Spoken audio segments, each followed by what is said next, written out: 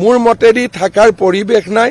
ইলেকশ্যনৰ পিছত আপোনালোকে দেখিব দেৱব্ৰত শইকীয়া, ৰিপুণ বৰা তেওঁলোকেও আঁতৰি আহিব লাগিব। কাৰণ কংগ্ৰেছৰ এতিয়া ফিলচফিটো কি যে যিজনে গড় মাৰিছে তেওঁৰ লগত থাকিব নে যিজনে গড়ক ৰক্ষণাবেক্ষণ দিছে তেওঁৰ লগত থাকিব। আজি কোনজন মানুহৰ লগত থাকিব?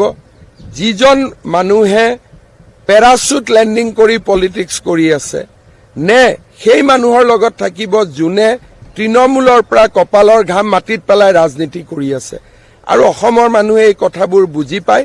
কংগ্ৰেছতো ভাল মানুহ আছে আৰু ভাল মানুহবিলাক লাহে লাহে আমাৰ তালৈকে আহি থাকিব। আমি কোনো স্পীডত কৰা নাই, চব কাম সময়ৰ লগত হৈ থাকিব। মোৰ মতেদি থাকাৰ পৰিৱেশ নাই।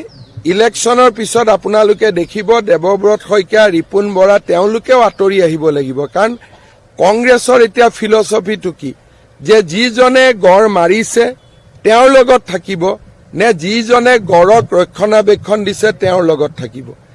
আজি কোনজন মানুহৰ লগত থাকিব? যিজন মানুহে পেৰাচুট লেণ্ডিং কৰি পলিটিক্স কৰি আছে, নে সেই মানুহৰ লগত থাকিব যোনে তৃণমূলৰ পৰা কপালৰ ঘাম মাটিত পেলাই ৰাজনীতি কৰি আছে?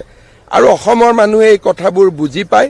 কংগ্ৰেছতো ভাল মানুহ আছে আৰু ভাল মানুহবিলাক লাহে লাহে আমাৰ তালৈকে আহি থাকিব। আমি কোনো স্পীডত কৰা নাই, চব কাম সময়ৰ লগত হৈ থাকিব।